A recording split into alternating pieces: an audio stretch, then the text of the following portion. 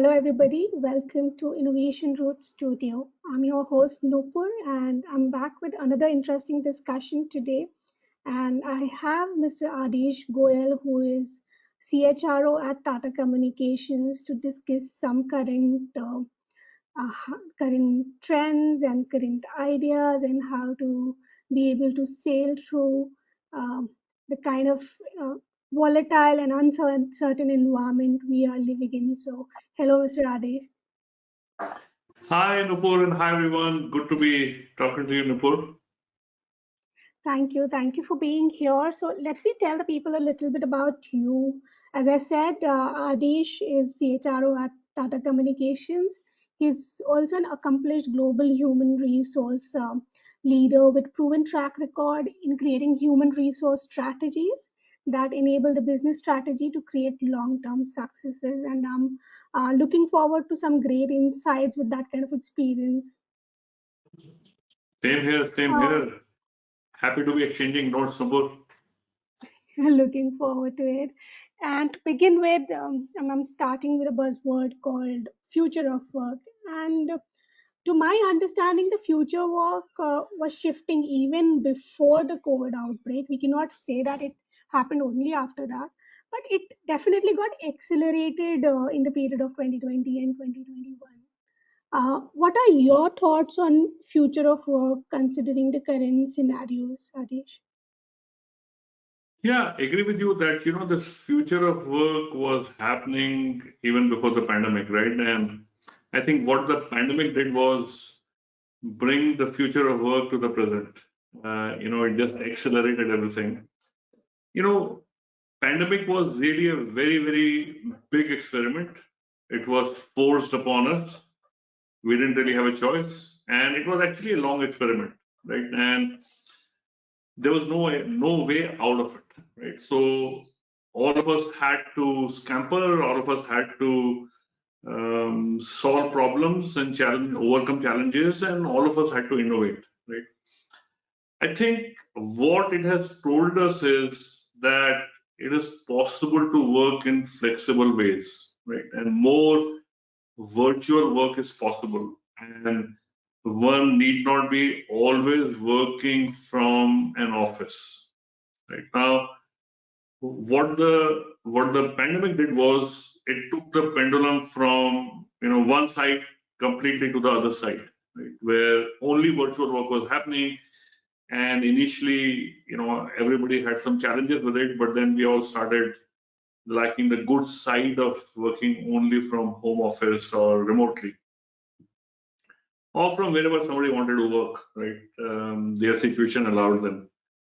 Now, as the pandemic has ended, different people, different companies, different stakeholders are dealing with it in a different way. So initially, the reaction was to the far to the other side that yeah, we can only work remotely forever, right? And then people started to see that it's really not possible to do that without really compromising on some big things, right? And many companies in the last few months, or I would say even a year and a half, have started to shift and really going for more hybrid formula where you work some in the office and where you work some remotely. Because see, ultimately work is not about what you just do. It's about creating stuff together. And a lot of it is really the informal interactions, the chance encounters, doing a whiteboarding together, meeting informally, which builds relationships and creates space for dialogue and trust for dialogue. I think those things are necessary in the longer term. And I think as I see it, more and more virtual work would be there, but it will always be combined with, in-person collaboration work, right? So the stuff that you do in office would be different from, the stuff that you do remotely. And I think that change will happen. I think the second change, which is going to get accelerated, is part-time work, gig work, freelancing and stuff like that, because a lot of that really will get accelerated because it can be done remotely, right? Because a lot of people who want to do this type of stuff are, don't have the flexibility of always going to office, right? If you have to work few hours a week and you're required to commute for it, then it could be a problem. I think the last thing I'd like to say is there is no one truth, right? Pre-pandemic, post-pandemic, and in future, the truth will always be a lot of stuff. Right? On one hand, some companies are experimenting with a 4-day week. On the other hand, vast majority of businesses, for example, in India, work 6 days a week, right? Even now, and there will always be multiple truths and different industries, different countries, different communities, different work types, different people, different companies will adopt, what works for them. But I think there'll be more and more shift towards a combination of virtual work and working virtually and working from an office. I think the last thing that is going to affect, okay, I'm going to roll back on it, take a pause. One other thing that has recently come up about future of work is, this whole generative AI, which was not in the picture even 3 or 4 months ago, right? And the way this is progressing in volumes and scope, I think there are lots of opportunities and there'll be many adjustments to make. So, I think it's exciting times ahead. Absolutely. You mentioning about ChatGPT, I would like to know how to deal with the technological, generational, and social shifts that are happening in today. One of those definitely is the AI, ML, and what ChatGPT is doing. I think there is something called Titan by Amazon, and a lot more uh, is on our way. Yeah, so shifts have been happening for centuries and actually millenniums. However, in the recent past, the shifts are happening much faster and much more, right? And nobody can walk away from these shifts. These are really opportunities that we can all leverage. So the first thing, I like to do is take the approach of doing experiments, right? Uh, Imagine things, how you're going to do things, using a different technology in a different way, leverage AI, leverage, ML, leverage big data, etc. And, design experiments to see, you know, what outcomes can you generate, right? And do small experiments, do frequent experiments, and fail quickly, right? And, build on successes and actually build on failures and really keep adding slice by slice by slice to create the new that you want to migrate towards, right? Create the future slice by slice. Really, don't wait for the big bang to happen, right? There's, you can't really do a big bang. It can happen on its own, but big bang would usually lead into an explosion or a disappointment. Um, and really focus on what I call as a core and edge strategy. Sorry, I'll say that again. So what I would say is take a core and edge approach, right? See, changes are always happening on the edge. They're not really happening on the core. So the core need not change all the time, right? So you experiment on the edge and you keep innovating there, keep doing transformation there. When it becomes big enough, it will migrate towards the core, right? And that way you can make incremental changes, and over time, these will become significant changes without really too much pain or too much challenge. All right. Now, I mean, leadership has always has to evolve as per the environment around, as per the people around. Can you please highlight your key mantras to evolve leadership and culture to be future ready with the kind of changes we are seeing around us? Yes, so I think there's some aspects of leadership that have not changed. And there are certain new opportunities that exist today, mainly because of how things have changed and how things are changing. Right? I think the first thing that's important for me is earning the trust of the people that I am going to work with, right? And whether it's a new situation, it's an existing situation, people are changing, situations are changing, and work hard to earn the trust. And then, keep making efforts to remain trustworthy because it requires continuous focus and investment to remain trustworthy because without trust, big things can't happen. I think the second is keep building your expertise, right? So expertise I define as that you need to have the breadth and you need to have the depth. In the first few years of one's career, build depth in one area. In the next few years, build another area with depth, and at all times keep, you know, expanding the breadth. I think this has become very important now because the half life of skill has reduced. Maybe 20 years ago it was 15, 20 years. Now it may be 4 or 5 years and it is rapidly reducing. So one needs to continuously keep polishing and sharpening one's capabilities. The third is, have a vision, have purpose, have longer term goals. There is so much happening around us all the time. There's so many different asks. We can't get overwhelmed by the immediate, the current issues, and ignore, the longer term issues because it doesn't matter at any given time. There will always be some issues, right? So how do you create focus, energy, and commitment towards longer term gain? Because that's what requires a lot of effort and time, right? So somebody has said that a river without a destination will become a pond.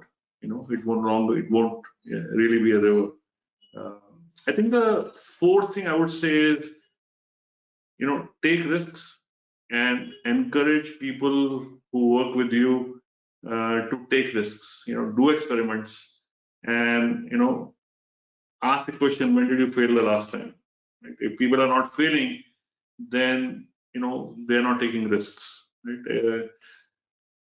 In terms of culture and values, I would say integrity and respecting everyone is very, very important. The last thing I would say is that don't become just a work bee. Live a fuller life, which has meaning. For example, do community service, make a difference somewhere. All right, thank you. And see, we talk about uh, being empathetic, considering um, considering the mental health as well of the people we are working with. In that sort of scenario, a lot of people recommend to have a human-centric work design. What is your idea of human-centric work design to help people in the organization so that they feel valued? See, ultimately, any company or organization has multiple stakeholders, right? It has external stakeholders.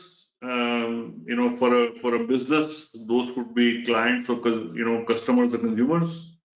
For an NGO, it might be the society, and it could be somebody else for some other type of organization, right? So they are important. And then there are other stakeholders like people who could be a promoter or a shareholder.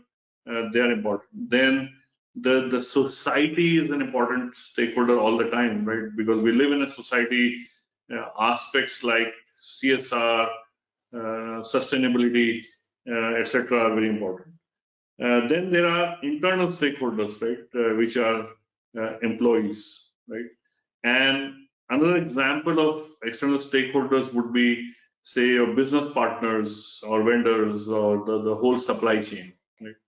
Now, when you think of a human-centric design, it needs to be a win-win between all of the various dimensions of stakeholders, what their interests are, and trying to create a win-win, right? Staying true to the core, right? To the roots, to the values.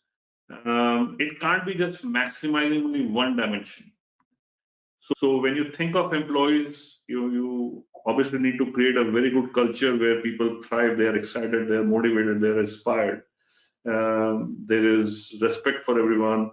We are values driven. There is integrity and ethics in place. Etc. Right? And different organizations will define this differently, and I think that's what the beauty is. Same thing can be, designed with so many different ways.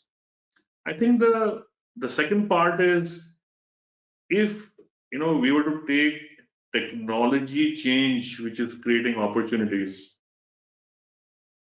Today, it is possible to take a digital strategy, a platform strategy, uh, to maximize the experience of employees and the value that they can get out of it. Right? So, how do you create a consumer-grade experience for employees in the platforms which are there? For that, we have to take a product management approach. Right? So, how do you build a good product that will provide value to the users. Right? So, for example, at Tata Communications, one such part of a platform is Tata Communications Learning Academy. Right? We launched it about 6 years ago, and it's an on-demand learning platform. So anybody can learn anytime, from anywhere. It's learning in bits and bytes. You could do longer-term programs. You can do it at your own speed, and it's intelligent. It has consumer grade experience. And in the last 6 years, what we have seen is the learning consumption per employee has nearly trebled, right? And that's amazing because people are now learning whenever they want to learn. They don't have to ask anybody to learn, right? For a company of about 13,000 employees, the year that we just finished, we did nearly 9,000 certifications, right? And so people are upskilling all the time. The same thing can be applied to career. The same thing can be applied to many other things that are valuable for the employees. And while they're valuable for the employees, we need to also use the same opportunity to create value for the managers, right, who are looking for people with new skills, for customers whose programs can be done better with the new skills, etc. Right, and building the skills for the future. If you take the company view, so I think when you have an approach like this, combined with inspiring culture, things really become very exciting, and then they have a potential to keep multiplying and keep adding value on a continuous basis. Certainly. Now, a very interesting question I have for you, which I am not able to solve yet.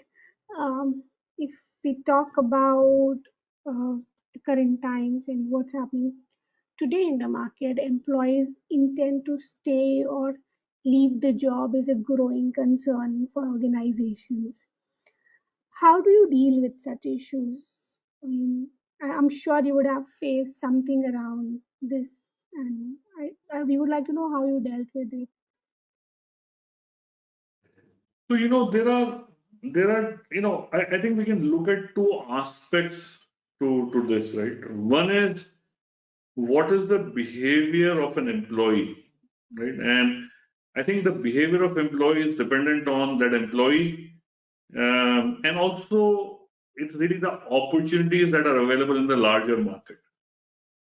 The larger the opportunities means the larger the demand, the employee behavior is going to be according to that, right? So they would tend to look for opportunities which meet their aspirations more and more, and the change could happen much faster, right? So in the period after the initial period of pandemic, the great attrition was an example of that. Right? However, if you go back, 20 years, there have been 3 or 4 opportunities, 3 or 4 times when the market demand has been suppressed, right? So when the internet meltdown happened, or when we had this big economic issues in the 2008 2009 period, and actually even now, in the last 12 months, there is somewhat depression of a demand, right? So when the demand is lower, employees tend to play more safe and stay, right? So it's no different than the consumer behavior. Now, companies cannot control what is happening in the market because each company is only a small portion of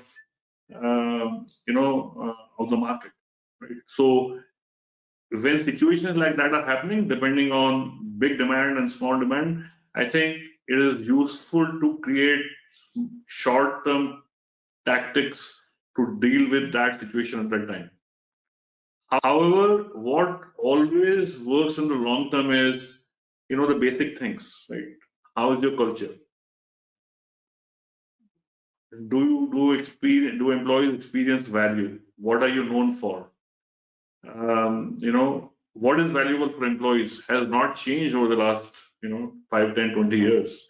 Maybe slight shift here or there. So I think if we focus on creating better employee value proposition, better outcome for employees, and how people are actually experiencing it, right? So, employees in a distributed company which is present in 30, 40, 50 countries, doing a vast variety of roles. Some of them are tenured, some of them are new. Each expectation of each one of them is somewhat different at different times, and it changes over time. So how do you create an intelligent system, intelligent platform through which you can do hyper personalization and meet the needs of the employees as and when as they happen, right? Is really the biggest opportunity today, right? And it is actually possible to do it. So it's really a combination of longer term strategy, which really doesn't change. And new opportunities are coming. We need to, primarily driven by technology. And when the demand is up or down in the market, at that time, use the right tactics to deal with the short term situation. All right, thank you. Thank you for answering these questions in detail, Adesh. We will now move on to a very interesting section that's called rapid fire. Sure. To start with it, what motivates you every day to be at work or reach at work? I I've never thought about it actually. Since you're asking, the thing that comes to my mind is that there are so many exciting things to do, that you just run towards it, right? There is so much space and opportunity to make a difference, and that's what just inspires me every day to see what more could be done, right?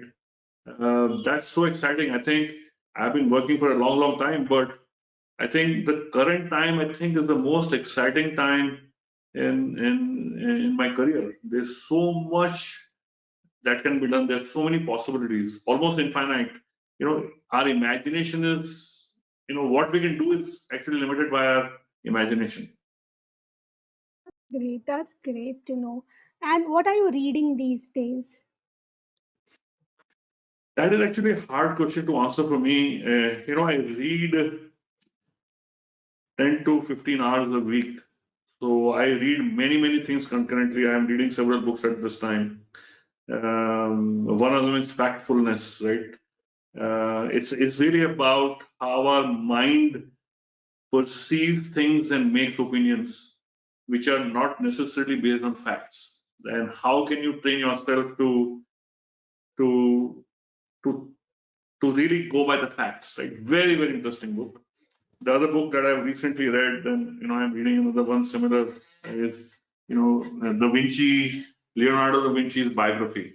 And very inspiring to look at what one person can do and in completely different fields, right? So, and I'm reading another biography right now. I'm reading a couple of books on Indian history, which actually cover the period before the the peace movement that happened in the last 30, 40 years. Very, very interesting perspective.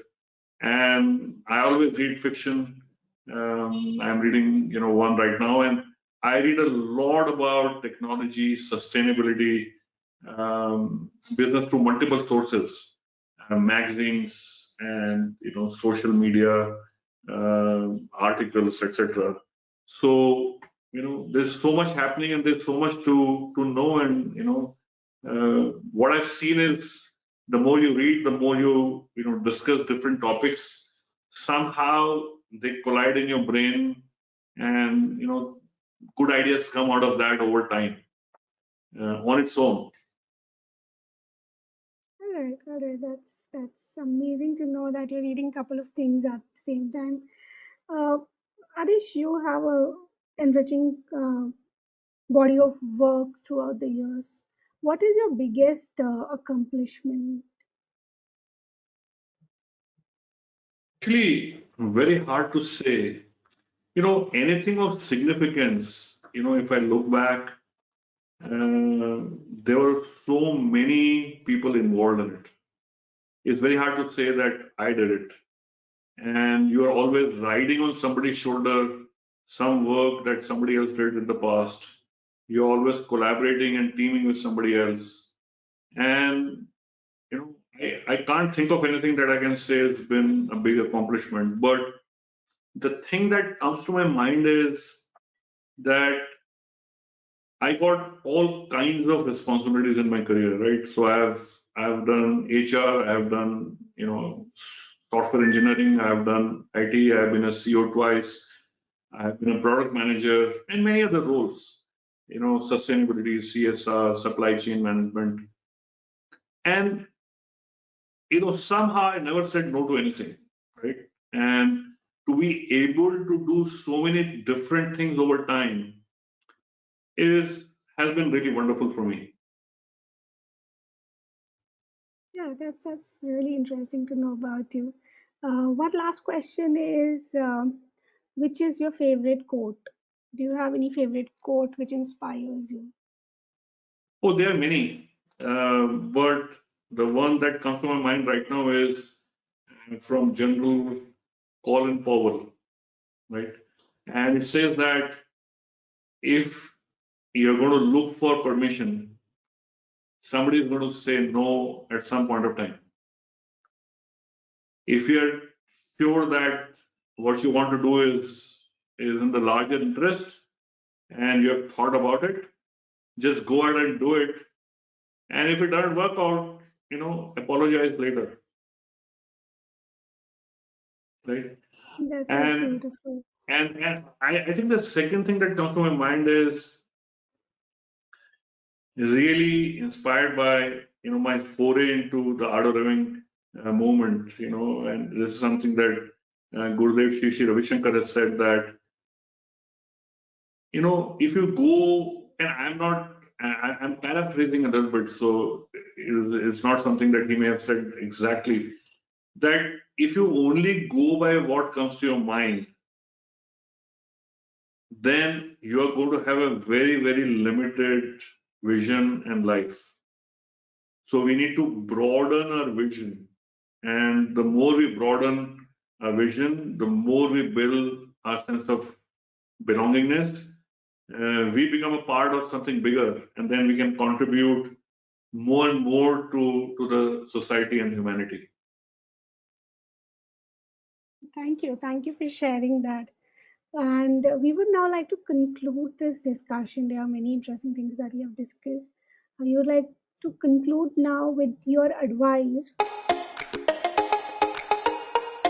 for future people managers to be able to sail through the disruptive digital transformations that are happening in the industry. So what I'm going to share with you is what I focus on as a leader or as a manager.